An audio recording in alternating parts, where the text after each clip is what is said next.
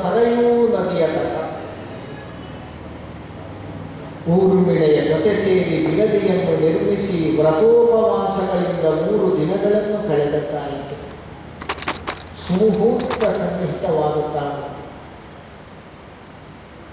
ಎಷ್ಟೋ ಕಾಲದಿಂದ ಅಯೋಧ್ಯೆಯ ಮಣ್ಣನ್ನು ಫಲವತ್ತಾಗಿಸಿದಂತಹ ಸರಯೂ ನದಿ ಸರಿದು ಹೋಗುತ್ತಿದೆ. ಲಕ್ಷ್ಮಣ ಬಾ ಬಾ ಸೇರಿಕೋ, ತನ್ನೊಳಗನ್ನು ಸೇರಿಕೋ ಎನ್ನುವ ಹಾಗೆ ಕೂಗಿ ಕರೆಯುತ್ತಿರುವಂತಹ ಅನುಭವ. ಹೌದು, ಅಯೋಧ್ಯೆಯ ಮಣ್ಣಿನ ಹಸಿರಾಗುವುದಕ್ಕೆ ಬೇಕಾಗಿ, ಅಯೋಧ್ಯೆಯ ನೀರಿನಲ್ಲಿ ನೀರಾಡುವುದಕ್ಕೆ ಬೇಕಾಗಿ, ಅಯೋಧ್ಯೆಯ ಉಸಿರಿಗೆ ಉಸಿರಾಡುವುದಕ್ಕೆ ಬೇಕಾಗಿ ಪತ್ನಿ ಊರ್ಮಿಳೆಯ ಸಮೇತರಾಗಿ 11 ಹೆಜ್ಜೆಯನ್ನು ಇಡುತ್ತಾ ಸರಯೂ ನದಿಯಲ್ಲಿ ಇಳಿಯುವುದಕ್ಕೆ ತೊಡಗಿದೆ. ರಾಮ ರಾಮ ಶ್ರೀರಾಮ ಜಯ ರಾಮ ಜಯ ಜಯ ರಾಮ ಶ್ರೀರಾಮ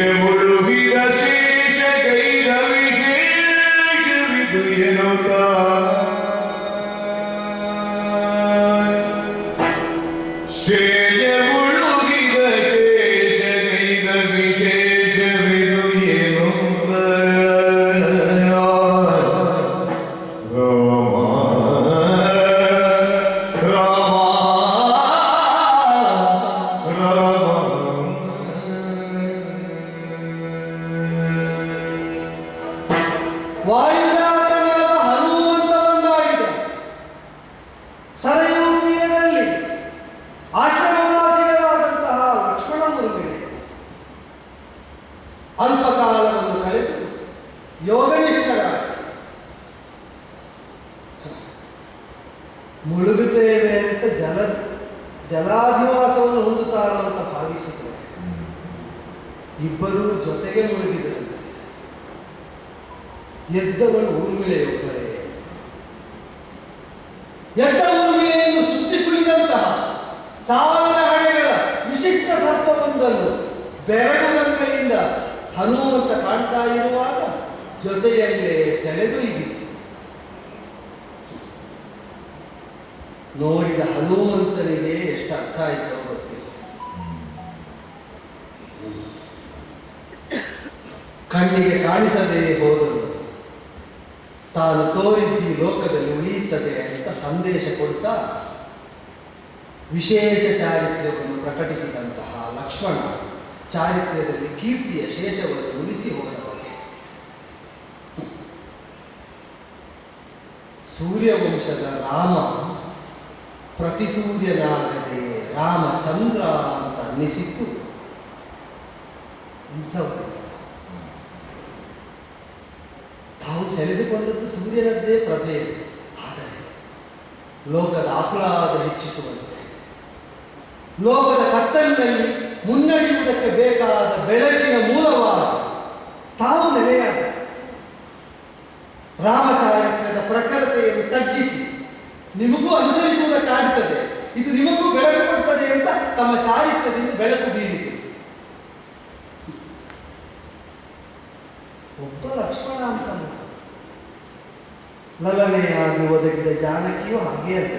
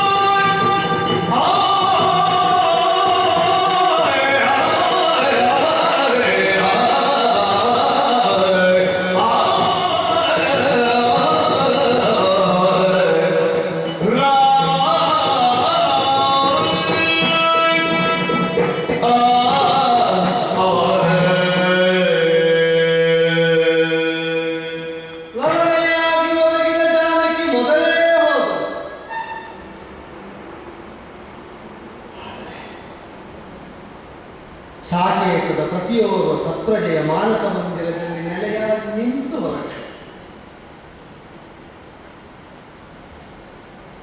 ಸೀತಾದೇವಿ ಹೋಗಿದ್ದಾಳೆ. ಬದುಕಿಗೆ ಸಾರ್ಥಕ್ಕೆ ಅದಲ್ಲ. ಅವರು ಹೋದ್ರು ಅಂತ ಹೇಳುವುದು ಹೇಳಿಕೆ, ಹೋಗಿದ್ದಾರೆ ಎನ್ನುವುದು ಹೇಳಿಕೆ. ಹೋಗಿಯೂ ಇದ್ದಾರೆ ಅಂತ ಆಗಬೇಕು, ಇದ್ದವರು ಹೋದ್ರು ಅಂತ ಆಗಬೇಕು.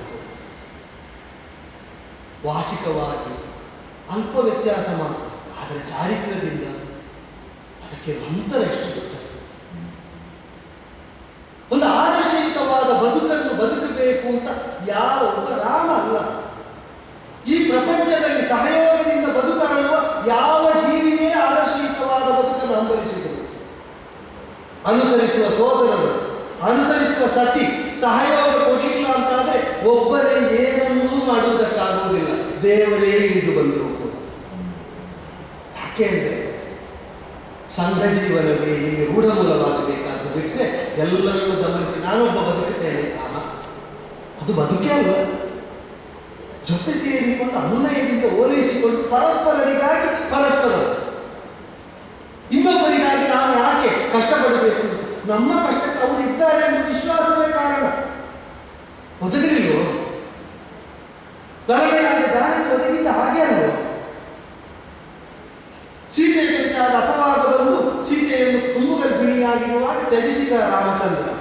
ಸಾಮಾನ್ಯರು ಹೇಳಿ ಅಪವಾದ ಸೀತೆಗೆ ಬಂದದ್ದೇ ಅಲ್ಲ, ಯಥಾರ್ಥ ನನಗೆ ಗೊತ್ತು. ರಾಮನಿಗೆ ಬಂದ ಅಪವಾದ, ರಾವಣ ಅಂತ ಪರಿಭ್ರಷ್ಟಳಾದವಳನ್ನು ಭೋಗವಾಸಕ್ತಿಯುಳ್ಳ ರಾಮ ಸ್ವೀಕರಿಸಿದ. ಸೀತೆ ಅಸಹಾಯಕತೆ ಏನು ಮಾಡಬೇಕಿತ್ತು ಹೇಳಿಲ್ಲ ಯಾರು, ಅವಳು ತಪ್ಪಿತಸ್ಥಳು ದೋಷಿ ಹೇಳಿಲ್ಲ. ಆ ಸ್ಥಿತಿಗೆ ಒಳಗಾದವಳನ್ನು ರಾಮ ಸ್ವೀಕರಿಸಿದ್ದು ಹೇಗೆ? ನಾಳೆ ದೋಷಪೂರಿತರಾದವರನ್ನು ಸ್ವೀಕರಿಸಲಾಗದಂತ ನಮ್ಮನ್ನು ನಾವು ನಿರ್ಬಂಧಿಸಿಕೊಳ್ಳಬೇಕಾಗಿಲ್ಲ, ಅಥವಾ ನಿರ್ಬಂಧಿಸಿಕೊಳ್ಳದಿದ್ದರೆ ರಾಮ ದಂಡನೆ ಒದಗಿಸುವಂತೆಯೂ ಇಲ್ಲ. ಏನು ಮಾಡಿ?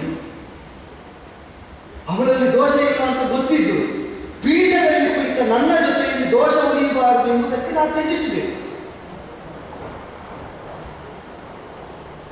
ಎಲ್ಲೋ ಸರಿ ಮಾಡುವುದಕ್ಕೆ ಹೊರಟು ಇನ್ನೆಲ್ಲಿಗೂ ತಪ್ಪಬಾರದು. ರಾಮ ತಪ್ಪಿದವಾಗ್ತಿದ್ದ ಯಾವಾಗ? ನಿರ್ದೋಷಿಯಾದ ಸೀತೆ ರಾಮ ತನಗೆ ದಂಡನೆ ವಿಧಿಸಿತು ಅಂತ ತಿಳಿದು ಕರುಣಾಳು ರಾಘವನಲ್ಲಿ ತಪ್ಪಿಲ್ಲ ಅಂತ ವನ ಮಧ್ಯದಲ್ಲಿ ಸೀತಾದೇವಿ ಹೇಳಿದ ಒಂದು ಮಾತು, ಅದು ರಾಮನ ಬದುಕಿನ ಮಂತ್ರ. ಅವರಿಗೆ ಹಾಗಾಗಿ ಇನ್ನೊಂದು ವಿಧದಿಂದ ವರ್ತಿಸುವುದಕ್ಕಾಗುವುದಿಲ್ಲ.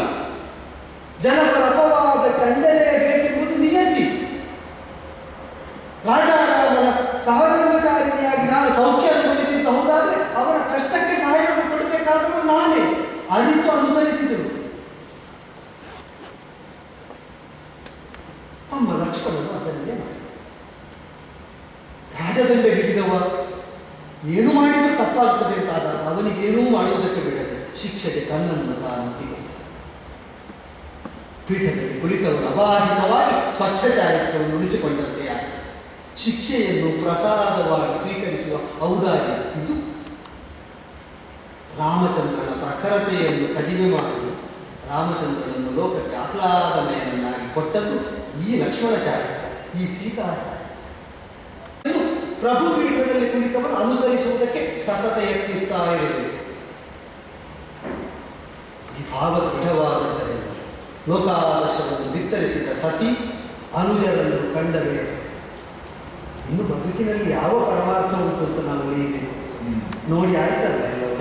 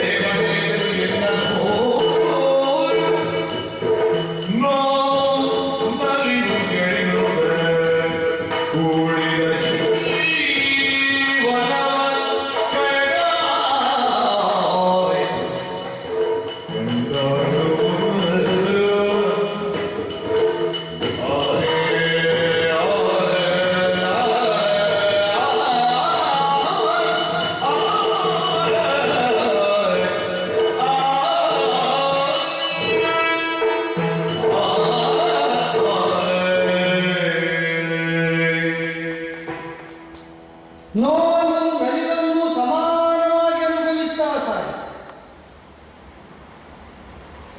ಅನುಭವಿಸ್ತಾ ಒಂದನ್ನು ಮನವರಿಕೆ ಮಾಡಿಕೊಂಡೆ. ನನ್ನ ಬದುಕನ್ನು ನೋಡಿ ಅನುಭವಿಸಿದವರಿಗೂ ಅದು ಮನವರಿಕೆ ಆಗುವಂತೆ ಮಾಡಿ. ಜೀವನದ ಉತ್ಕಟ ಕ್ಷಣಗಳದ ಯಾವುದೇ ಜೀವನ ಆದರೂ ಏಕಾಂಗಿ. ನಲಿಬಿಡಿ ನೋಡಿ ಉತ್ಕಟವಾಗಿ ಅನುಭವಿಸುವಾಗ ಯಾರು ಜೊತೆಗಿರುವುದಿಲ್ಲ, ಒಬ್ಬನೇ ಅವನಿಗವನೇ ಆಧಾರ. ಜೀವ ನಿರ್ವಹಣೆಯಲ್ಲಿ ಆಗುತ್ತದೆ. ಜೀವ ಬಿಡುವ ಕಾಲದಲ್ಲಿ ಯಾರಾದರೂ ಜೊತೆಯಾಗಿದ್ದಾರೆ, ಹಾಗೆ ಏಕಾಕಿ. ನಾವು ಜೊತೆ ಹೌದು, ಬದುಕಲ್ಲಿ ಜೊತೆಯಾಗುವುದಕ್ಕೊಂದು ಮಿತಿ ಉಂಟು. ಒಂದು ಹುಡುಬೇಕು, ಹೇಗೆ ಯಾವತ್ತೂ ಬೇರ್ಪಡುವುದಕ್ಕೆ ಅನುವಾಗುವಂತೆ ಒಂದು ಹುಡುಬೇಕು. ಹಾಗೆ ಅಂತ ತೋರಿಕೆಗೆ ಮಾತ್ರ ಅಲ್ಲ, ಪ್ರಾಮಾಣಿಕವಾಗಿ ಅಂತರಂಗದಿಂದಲೇ ಒಟ್ಟಾಗಿ ಸಂಬಂಧಗಳನ್ನು ನಿರ್ವಹಿಸಿ. ಆದರೆ ಆ ಸಂಬಂಧಗಳು ಶಾಶ್ವತವೆಂಬ ಭ್ರಮೆಯಲ್ಲಿ ಒಟ್ಟಾಗುವುದು ಬೇಡ.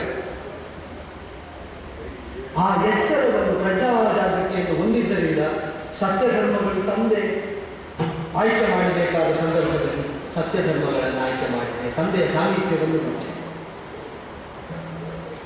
ಸತಿಯೋ ಧರ್ಮ ರಾಜಧರ್ಮ ಆಯ್ಕೆ ಮಾಡಬೇಕಾದ ಕಾಲದಲ್ಲಿ ಸತಿಯನ್ನು ಬಿಟ್ಟೆ, ರಾಜಧರ್ಮವನ್ನು ಬಿಟ್ಟೆ. ದಂಡ ನೀತಿಯೋ ಭ್ರಾತೃವಾತ್ಸಲ್ಯ ಆಯ್ಕೆ ಮಾಡಬೇಕಾದ ಕಾಲದಲ್ಲಿ ಭ್ರಾತೃವಾತ್ಸಲ್ಯವನ್ನು ಬದಿಗಿಟ್ಟು ದಂಡ ನೀತಿಯನ್ನು ಮುಂದಿರಿಸಿದೆ.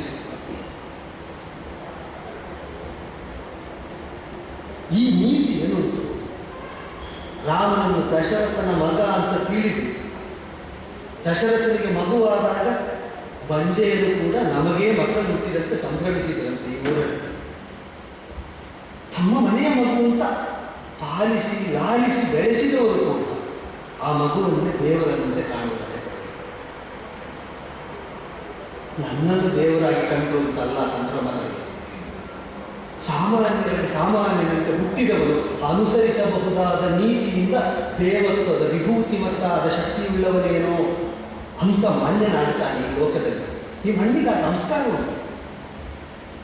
ಎಲ್ಲ ಒಳ್ಳೆಯದರೊಳಗೂ ದೇವ ಸಾನ್ನಿಧ್ಯವನ್ನು ಕಾಣುವ ಸಂಸ್ಕಾರ ಈ ಮಣ್ಣಿಗುಂಟು. ನೀವು ಒಳ್ಳೆಯದನ್ನು ಒಡೆಗೊಳ್ಳಿ, ನಿಮ್ಮ ಒಳಗೆ ದೇವರನ್ನು ಕಾಣ್ತದೆ ಲೋಕ. ನನ್ನನ್ನು ದೇವರಾಗಿಸಿದ ಆ ನೀತಿ. ದೋಷ ಇಲ್ಲೋ, ದೋಷವನ್ನು ಉತ್ತರಿಸುವುದಕ್ಕೆ ಪ್ರಾಮಾಣಿಕವಾಗಿ ಸತ್ಯನಿಷ್ಠನಾಗಿ ಧರ್ಮನಿಬದ್ಧರಾಗಿ ಪ್ರಯತ್ನಿಸ್ತಾ ಹೋದೆ. ಲೋಕ ದೋಷ ಅಂತ ಹೇಳಿದ ಪೌರಾಪವಾದಕ್ಕೆ ಸುಮಹಾನ್.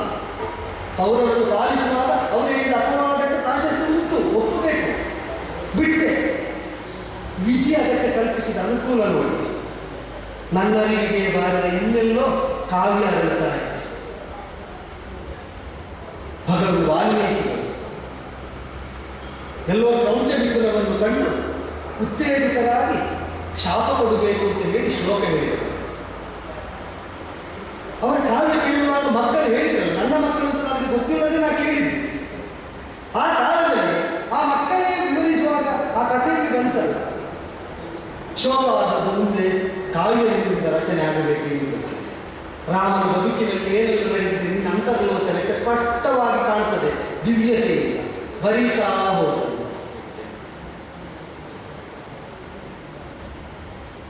ಆ ಕಾವ್ಯ ಅರಳಿನಿಂದ ಆ ಕಾವ್ಯ ಉತ್ತರ ಕೊಟ್ಟದ್ದು ನನ್ನ ಬದುಕಿಗೆ.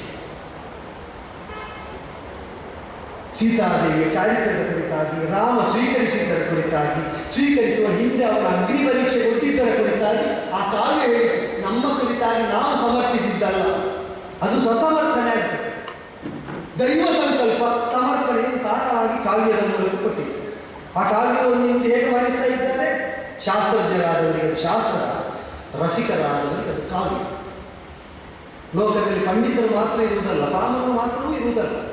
ಪಾಮರರಿಗೆ ಹೆಂಡತಿ ಗಂಡನಿಗೆ ತಿಳಿ ಹೇಳಿದಂತೆ ತಿಳಿ ಹೇಳಬೇಕಾಗ್ತದೆ ಅನೈನಲ್ಲಿ. ಪಂಡಿತರಿಗೆ ಶಾಸ್ತ್ರ ನಿರ್ದೇಶ ಸಾಕಾಗ್ತದೆ. ಆದ್ದರಿಂದಲೇ ಶಾಸ್ತ್ರ ನಿರ್ದೇಶವನ್ನು ಪ್ರಭು ಸಂಹಿತ, ಅನ್ವಯದ ಓಲೈಕೆ ಕಾಂತಾ ಸಂಹಿತ. ಕಾವ್ಯವೂ ಶಾಸ್ತ್ರವೂ ಆದ ರಾಮಾಯಣ ಏಕಕಾಲದಲ್ಲಿ ಪ್ರಭು ಸಂಹಿತವೂ ಆಯಿತು, ಶಾಸ್ತ್ರವೂ ಆಯಿತು, ಕಾಂತಾ ಸಂಹಿತವೂ ಆಯಿತು, ಕಾವ್ಯವೂ ಆಯಿತು. ಎಲ್ಲ ವರ್ಗದವರಿಗೂ ರಾಮನ ಚಾರಿತ್ರ್ಯ ಹೇಗೆ ಅರಳಿದ್ದು ಇದು ವೇದ್ಯವಾದ ಪರಿಣಾಮ. ಲೋಕದ ಮುಖದಿಂದ ಹುಟ್ಟಿದ ಅಪವಾದಕ್ಕೆ ಉತ್ತರವಾಗಿ ರಾಮಾಯಣವೆಂಬ ಉದ್ರಂತ ಆದಿಕಾವ್ಯ ಮೇಲೆಯಾದ. ಅದನ್ನು ಗಮನಿಸಿದ ಮೇಲೆ ಕೆಲವರಿಗೆ ಪಶ್ಚಾತ್ತಾಪ, ಕೆಲವರಿಗೆ ಅನುಸರಿಸಿದ್ದರ ಕುರಿತಾಗಿ ತೃಪ್ತಿ. ರಾಮನನ್ನು ನಾವು ಅನುಸರಿಸಿದ್ದೇವೆ, ಎಂಥ ರಾಮ, ಕಾವ್ಯನಾಯಕನಾಗುವ ರಾಮನನ್ನು. ಪಶ್ಚಾತ್ತಾಪ ಯಾರಿಗೆ? ಕಾವ್ಯದಲ್ಲಿ ಬ್ರಹ್ಮರ್ಷಿಗಳೇ ವೀರ ನಾಯಕ ಅಂತ ವರ್ಣಿಸಿದವರನ್ನು ನಾವು ಶಂಕಿಸಿದವಲ್ಲ ಅಂತ ಪಶ್ಚಾತ್ತಾಪದಿಂದ ಅನುಸರಿಸುವುದಕ್ಕೆ ತೊಡಗಿದ್ದೇವೆ. ಇದಕ್ಕೆಲ್ಲ ಕಾರಣವಾದದ್ದು ಯಾವುದು? ದೈವಾನುಗ್ರಹ ರೂಪದಿಂದ. ನಾನು ಬಯಸಿ ಕಾವ್ಯ ಧರಿಸಿದ್ದಲ್ವಲ್ಲ, ಬ್ರಹ್ಮಾದಿಗಳು ಕಲ್ಪಿಸಿಕೊಟ್ಟ ಕಾವ್ಯದ ಹೌದು ಅಂತಾದರೆ ನಾವು ನಡೆದ ಮಾರ್ಗಕ್ಕೆ ದೇವತೆಗಳು ಪರೋಕ್ಷ ಪ್ರಿಯರಾಗಿ ತೋರಿದ ಅನುಗ್ರಹ, ರಾಮನ ಅಯನ ಪ್ರಯಾಣ, ಅದು ಕಾವ್ಯವಾಗಿ ರಾಮಾಯಣ ಸಾಕು. ಒಬ್ಬ ನೋವು ನಲಿವುಗಳನ್ನು ಅನುಭವಿಸಿ ಒಳಿತನ್ನೇ ಮನದೊಳಗೆ, ಬುದ್ಧಿಯೊಳಗೆ, ಚರ್ಯೆಯಲ್ಲಿ, ಮಾತಿನಲ್ಲಿ ಮನೆ ಮಾಡುವುದಕ್ಕೆ ಆಸ್ಪದ ಮಾಡಿಕೊಟ್ರೆ ಅವನನ್ನು ದೈವವಾಗಿ ಕಾಣುವುದಕ್ಕೆ ಸಾಧ್ಯ. ಈ ಲೋಕದಲ್ಲಿ ಪ್ರತಿಯೊಬ್ಬರಿಗೂ ಈ ಮಾರ್ಗ ಮುಕ್ತ ಅಂತ ಸ್ಪಷ್ಟ ಆದ ಮೇಲೆ ಈಗ ನನಗೆ ಆ ಆತಂಕವೂ ಇಲ್ಲ. ರಾಮ ಹೋದ ಮೇಲೆ ಬೆಳಕು ಕಳೆದುಕೊಂಡು ಕತ್ತಲೆಯಲ್ಲಿ, ಶೂನ್ಯತೆಯಲ್ಲಿ ಪರದಾಡ್ತಾನೆ ಲೋಕ. ರಾಮನ ಚಾರಿತ್ರ್ಯ ತೋರಿದ ಬೆಳಕು ರಾಮಾಯಣವಾಗಿ ಲೋಕಮುಖದಲ್ಲಿ ಉಂಟು ಅಂತಾದ ಮೇಲೆ ರಾಮ ಹೋದರೂ ಲೋಕಕ್ಕೆ ಕತ್ತಲೆಯೇ ಆತ್ಯಂತಿಕವಾಗಿ ಆವರಿಸುವುದಿಲ್ಲ. ರಾಮನ ಅಯನದ ಬೆಳಕು ಉಳಿಯುತ್ತದೆ ಅಂತ ಸ್ಪಷ್ಟ ಆದ ಮೇಲೆ ಹೊರಡುವ ಸಿದ್ಧತೆ ಮಾಡಬೇಕು ಅಂತ ಮನಸ್ಸು ಮಾಡಿದ್ದೇವೆ. ಅದಕ್ಕಾಗಿಯೇ ನಮ್ಮವರಿಗೆಲ್ಲ ಹೇಳಿ ಕಳಿಸುತ್ತೇವೆ. ಯಾಕೆ ಹೇಳಿದರೆ ಕೆಲವು ವ್ಯವಸ್ಥೆ ಮಾಡಬೇಕು. ಅದರಲ್ಲಿ ಮೊದಲಾಗಿ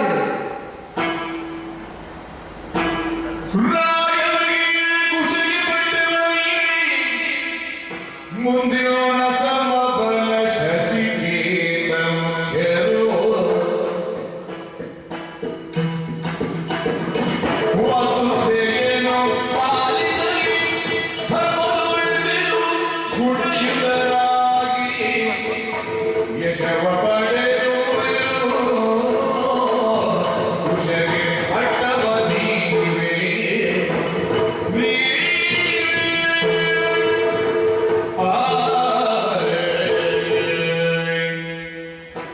ಬದುಕಿನ ವಿಧಾನ ಹೇಗಿರಬೇಕು ಅಂದರೆ ಸಾವನ್ನು ತೃಪ್ತಿಯಿಂದ ಸ್ವಾಗತಿಸುವಂತೆ. ಆ ಸ್ಥಿತಿ ನನಗಿದ್ದದ್ದರಿಂದಲೇ ಯಾವ ಭಾವವಿಕಾರಗಳಿಲ್ಲದೆ ಅವಸಾನವನ್ನು ಹಂಬಲಿಸಿ ಆಪ್ತರನ್ನು ಬರುವುದಕ್ಕೆ ಎಲ್ಲೋ ಮಧುಪುರದಲ್ಲಿ ನೆಲೆಯಾದ ಶತ್ರುಘ್ನ ಮಕ್ಕಳಿಗೆ ಅಧಿಕಾರ ವಹಿಸಿ ಬಂದ. ಇನ್ನೆಲ್ಲೋ ಕಾಲಪಥದಲ್ಲಿ ನೆಲೆಯಾದರು ಲಕ್ಷ್ಮಣ ಪುತ್ರರು ತಾವಾಗಿ ಬಂದರು. ಭರತ ಗಂಧರ್ವ ದೇಶಗಳಿಗೆ ಭರತ ಕುಮಾರ ಅವನ ಕುಮಾರ ಬಂದರು. ಲಂಕೆಯಿಂದ ವಿಭೀಷಣ, ಕಿಷ್ಕಿಂಧೆಯಿಂದ ಸುಗ್ರೀವಾದಿ ಎಲ್ಲರೂ ಬಂದರು. ಏನು ವರ್ತಮಾನ ರಾಮ ಹೇಳಿ ಕಳಿಸಿದ್ದೇನು? ಹೊರಡ್ತಾ ಇದ್ದೇನೆ, ನಿದ್ದೆ ಬೇಕು ಅಂದರೆ ತುಲ್ಯಾರಿಕೆ ನಿಬದ್ಧನಾದ ಸುಗ್ರೀವ ಹೇಳಿದ, ಬದುಕಿಗೆ ಮಾತ್ರವಲ್ಲ ಮೈತ್ರಿ, ಸಾವಿನಲ್ಲೂ ನೀ ಹೊರಡುವುದಾದ ಯಾವ ಗಮ್ಯವೇ ಅಲ್ಲ. ಅಂಗದರಿಗೆ ಅಧಿಕಾರ ವಹಿಸಿಕೊಟ್ಟು ಬಂದಿದ್ದೇನೆ, ಅನುಸರಿಸಿಕೊಳ್ಳ. ಭರತಕುಮಾರನನ್ನು ಉತ್ತರಾಧಿಕಾರಿಯಾಗಿ ಸಾಕೇತಕ್ಕೆ ನೇಮಿಸಬೇಕು ಅಂದರೆ ನಾನು ಇಲ್ಲದಾದ 14 ವರ್ಷ ಒನಕೆ ನಡೆದೆ. ನಾನಿದ್ದಾಗ ಅರಿತು ಅಗಲುವುದಕ್ಕಿಲ್ಲ, ಎಲ್ಲಿಗಾದರೂ ಜೊತೆಗೆ ಗಂಧರ್ವ ನಗರವನ್ನು ತಕ್ಷಕ ಪುಷ್ಕಲವಿದೆ. ತಕ್ಷಶಿಲೆ ಪುಷ್ಕಲಾವತವೆಂಬ ನಗರವಾಗಿ ವಿಭಜಿಸಿ ಪಾಲಿಸುವುದಕ್ಕೆ ಬಿಟ್ಟು ಕೊಟ್ಟು ಬಂದಿದ್ದೇನೆ ಅಂತ. ಶತ್ರುಘ್ನನು ಅದೇ ಆಗಿದೆ, ಬಿಟ್ಟು ಅಗಲಲಾರೆ ಅಲ್ಲ, ಜೊತೆಗೆ ಬರ್ತೇನೆ. ತನ್ನ ಮಗನಾದ ಸುಭಾವ ಶತ್ರುಘಾಟಿಯರಿಗೆ ವಿದಿಶ ಮತ್ತು ಮಧುರೆ ವಿಭಜಿಸಿಕೊಟ್ಟು ಪಾಲಿಸಿ ಅಂತ ಆಡಿ ಬಂದಾರೆ. ತಂದೆ ಇಲ್ಲದ ಮಕ್ಕಳು ಅಂಗದ ಚಂದ್ರಕ್ಕೆ ವಶಪಡಿಸಿಕೊಂಡ ಕಾಲುಪಥ ನಾಮಕವಾದಂತಹ ಪ್ರದೇಶವನ್ನು ವಿಭಾಗವಾಗಿಸಿ ಅಂಗಡಿಗೆ ಚಂದ್ರಕಾಂತಗಳೆಂಬ ನಗರವನ್ನಾಗಿ ನಿರ್ಮಾಣ ಮಾಡಿ ಲಕ್ಷ್ಮಣನಿರುವ ಕಾಲದಲ್ಲಿ ಪಾಲಿಸುವುದಕ್ಕೆ ಬಿಟ್ಟಾಗಿತ್ತು. ಅದನ್ನೇ ಮುನ್ನಡೆಸ್ತಾ ಹೋಗಿ ಮಕ್ಕಳೇ ಅಂತಾಗಿ. ನನ್ನ ಮಕ್ಕಳು ಕುಶಲ,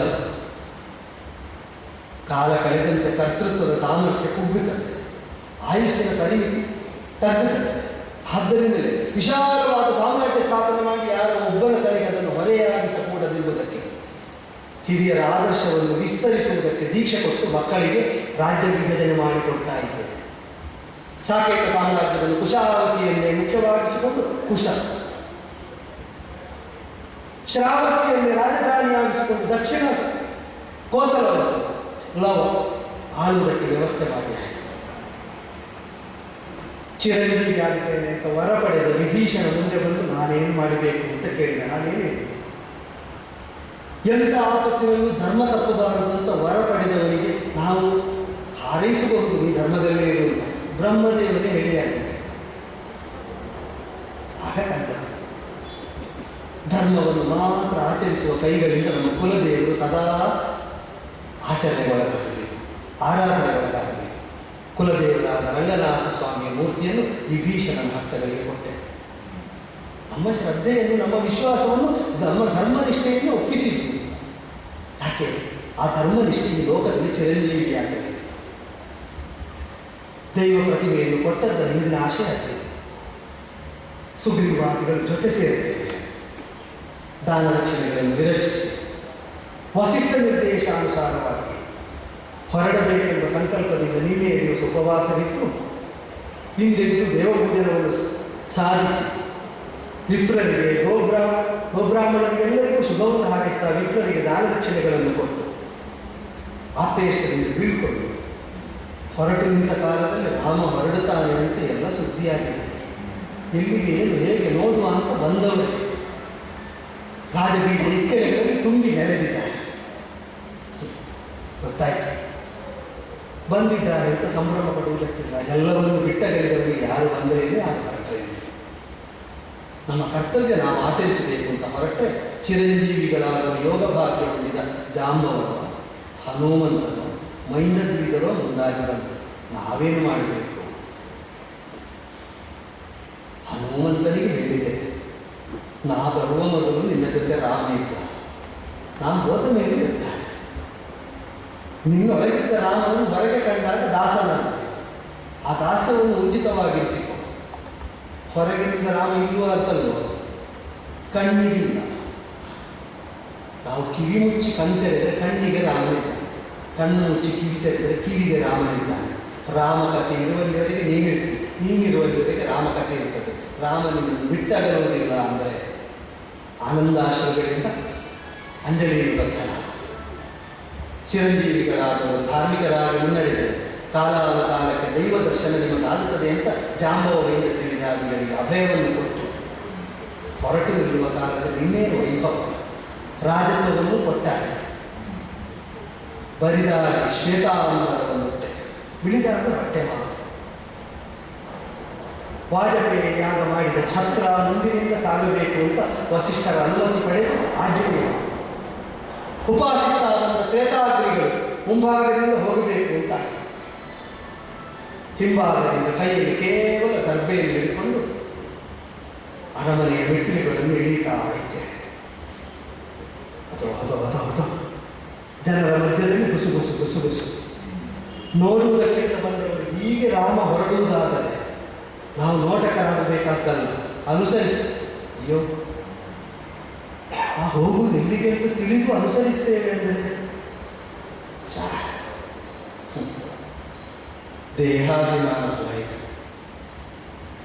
ಒಂದು ಬದುಕಿನ ವಿಧಾನ ಜನರಿಂದ ಇಷ್ಟು ಸೊಗಸಾಗಿ ಸ್ವೀಕೃತವಾಗ್ತದೆ ಅಂದರೆ ಇವ ಬದುಕಿಗೆ ಮಾತ್ರ ಅಲ್ಲ ಅನುಸರಣೆ ಯೋಗ್ಯ, ಸಾವಿನಲ್ಲೂ ಅನುಸರಿಸುವುದಕ್ಕೆ ಯೋಗ್ಯ ಅಂತ ತನ್ಮಯರಾಗ್ತಾರೆ. ಈ ಭೂಮಿಯ ಸಂಸ್ಕಾರದಲ್ಲಿ ಅದು ಸ್ಥಿರವಾಗಿ ಚಿರವಾಗಿ ಹೊರಟು ನಿಂತ ಕಾಲದಲ್ಲಿ ನನ್ನ ಕಣ್ಗಳಿಗೆ ಗೋಚರವಾಗ್ತಾನೆ. ಪ್ರಣವ ತತ್ವ ಆಕಾರ ಕಳೆದು ನಿಂತಿದೆ. ಚತುರ್ವೇದಗಳು ಆಕಾರವಿಷ್ಟವಾಗಿಯೇ ನನ್ನ ಕಣ್ಗಳಿಗೆ ದಿವ್ಯಾಕೃತಿಯಿಂದ ಕಂಗೊಳಿಸ್ತಾ ಉಂಟು. ವಶಕ್ಕಾರಾದಿಗಳು ಆಕಾರ ಕಳೆದು ನಿಂತಿದೆ ಅಂದರೆ ರಾಮ ಇದು ತನಕ ಬದುಕಿರುವಲ್ಲಿಯ ತನಕ ನೀನು ನಮ್ಮನ್ನು ಅನುಸರಿಸಿ ಈಗ ನಿನ್ನ ಬೆಂಗಡೆಯಲ್ಲಿ ನಾವಿದ್ದೇವೆ. ತತ್ವನಿಷ್ಠವಾದ ಬದುಕಿನ್ನು ನಾವು ಮುನ್ನಡೆಸಿದ್ದೇವೆ. ನಮ್ಮಲ್ಲಿ ಯಾವ ತನಕ ಎಲ್ಲಿಯ ತನಕ ಆ ತತ್ವಗಳು ಕೊರೆಯುತ್ತಾರೆ ಎಂಬುದಕ್ಕೆ ಪ್ರತ್ಯಕ್ಷ ರೂಪಕವಾಗಿ ಇವುಗಳೆಲ್ಲ ಜೊತೆಗೊಂಡು ಮುಂದುವರಿದು ಸರಿಯುವ ತೀರದಲ್ಲಿ ಈ ತಿರುವಿನ ತನಕ ಬಂದಾಗ ನಾವೆಲ್ಲ ಬರ್ತೇವೆ.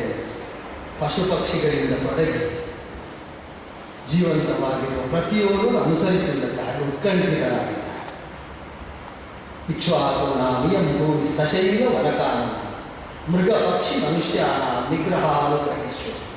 ಇಕ್ಷ್ವಾಕು ವಂಶಸ್ಥರಿಗೆ ಇಂಥ ಅಧಿಕಾರ, ಮೃಗ ಪಕ್ಷಿ ಮನುಷ್ಯರನ್ನು ನಿಗ್ರಹಾನುಗ್ರಹ ಮಾಡುವುದಕ್ಕೆ ಅಧಿಕಾರ ಹೊಂದಿದವರು. ಅದನ್ನು ಸರಿಯಾಗಿ ವಿನಿಯೋಗಿಸಿದ್ರಿಂದ ಮೃಗ ಪಕ್ಷಿ ಮನುಷ್ಯರೆಲ್ಲ ಈಗ ಅನುಸರಿಸ್ತಾ ಇರುವುದು. ಸಾಕಲ್ಲ ಅದು ಕಣ್ಮುಚ್ಚಿದಾಗ ಅನ್ಯರಿಗೆ ಅಗೋಚರರಾದ ದೇವಾನುದೇವತೆಗಳು ಅಂಬರ ಪಕ್ಕದಲ್ಲಿ ನೆರೆದು ನಿಂತು ಸ್ವಾಗತಕ್ಕೆ ಸನ್ನದ್ಧರಾದದನ್ನು ಗಮನಿಸಿ ಚತುರಾನಂದನಾದ ಬ್ರಹ್ಮನಲ್ಲಿ ಇಲ್ಲಿಂದಲೇ ಪ್ರಾರ್ಥಿಸಿಕೊಂಡೆ. ರಾಮನ ಬದುಕಿನ ಸತ್ವತತ್ವಗಳಿಗೆ ಸೋತು ಅನುಸರಿಸ್ತಾ ಇರುವವರಿಗೆ ಸದ್ಗತಿಯಾಗಬೇಕು, ದಿವ್ಯ ಲೋಕ ಲಭ್ಯವಾಗಬೇಕು. ಸಾಂತಾನಿಕ ನಾಮಕವಾದಂತಹ ದಿವ್ಯ ಲೋಕವನ್ನು ಅನುಗ್ರಹಿಸುವ ಅಭಯ ಬ್ರಹ್ಮದೇವನಿಂದ ಸಿಕ್ಕಿದ ಮೇಲೆ ರಾಮನನ್ನು ಅನುಸರಿಸುವವರಿಗೆ ಸದ್ಗತಿ ಅಲ್ಲದೆ ದುರ್ಗತಿ ಇಲ್ಲ ಅಂತ ಸ್ಪಷ್ಟವಾದ ಮೇಲೆ ಇನ್ನು ಯಾವ ವ್ಯಾಮೋಹವೂ ಇಲ್ಲ. ಸೂರ್ಯನೇ ಮುಳುಗಿದ ಮೇಲೆ ಮತ್ತೆ ಉದಿಸಿ ಬರ್ತಾನೆ. ಸೂರ್ಯವಂಶೀಯ ರಾಮನಂತವರು ಹಾಗೆ ರಕ್ತಗರ್ಭೆಯಾದ ವಸುಂಧರೆಯ ಒಡಲಲ್ಲಿ ಅಡಗಿ ಹೋಗಿ ಮತ್ತೆ ಕಾಣಿಸಿಕೊಡ್ತಾರೆ. ಕಾಲಾನುಕಾಲದಲ್ಲಿ ಯುಗಾಯುಗಗಳಲ್ಲಿ ಒಬ್ಬ ರಾಮನಂತರ ಮತ್ತೆ ಯಾರೋ ಕಾಣಿಸಿಕೊಂಡ. ಬಿಳಿದಾದವ ಹೋದರೆ ಕಪ್ಪಾದವ ಹೋದರೆ ಮತ್ತೆ ಬಿಳಿದಾದ ಕಾಣಿಸಿಕೊಡ್ತಾರೆ. ನನ್ನ ಕುರಿತಾಗಿ ನಾನಿದ್ರೆ ಮಾತ್ರ ಪ್ರಪಂಚ ಎಂಬ ಅಹಂಕಾರ ಸಲ್ಲದು. ಮಮಕಾರ ಅಹಂಕಾರಗಳನ್ನು ತ್ಯಜಿಸಬೇಕಾದ ಕಾಲ. ಋಷಿ ಮನೀಷಿಗಳನ್ನು ಅನುಸರಿಸಿ ಅವರ ಮನಸ್ಸಿಗೆ ಪ್ರಿಯವಾಗುವಂತೆ ಬದುಕಿದ ನಾನು ಅವರಿಗೆ ಸಮ್ಮತವಾಗುವ ಮಾರ್ಗದಲ್ಲಿ ಈ ಕಾಯದ ಕುರಿತಾದ ಬಂಧವನ್ನು ಕಳಚಿಕೊಳ್ಳಬೇಕು ಅಂತ ಸಂಕಲ್ಪ ಮಾಡಿದ್ದೆ. ಆದ್ದರಿಂದಲೇ ಸರೆಯುವ ತೀರದಲ್ಲಿ ಜಲಪ್ರವೇಶವನ್ನು ಮಾಡುವ ಸಂಕಲ್ಪದಿಂದಲೇ ಇಳಿತಾ ಇರುವಾಗ ಮನದಲ್ಲಿ ಅನುಸಂಧಾನ, ಇನ್ನು ಮುಂದೆ ನಾ ಪ್ರಭುವಲ್ಲ, ಸಾಕೇತದ ರಾಜನಲ್ಲ, ದಶರಥಾತ್ಮಜನಾದ ರಾಮನೂ ಅಲ್ಲ, ಕೌಸಲ್ಯಾನಂದವರ್ಧಕನೂ ಅಲ್ಲ, ರಾಮಾನುಜಾಗ್ರಜನೂ ಅಲ್ಲ, ಸೀತಾಪತಿಯೂ ಅಲ್ಲ. ಹೆಚ್ಚಿಗೆ ನಾನಿನ್ನು ರಾಮನ ಓ ಓ ಓ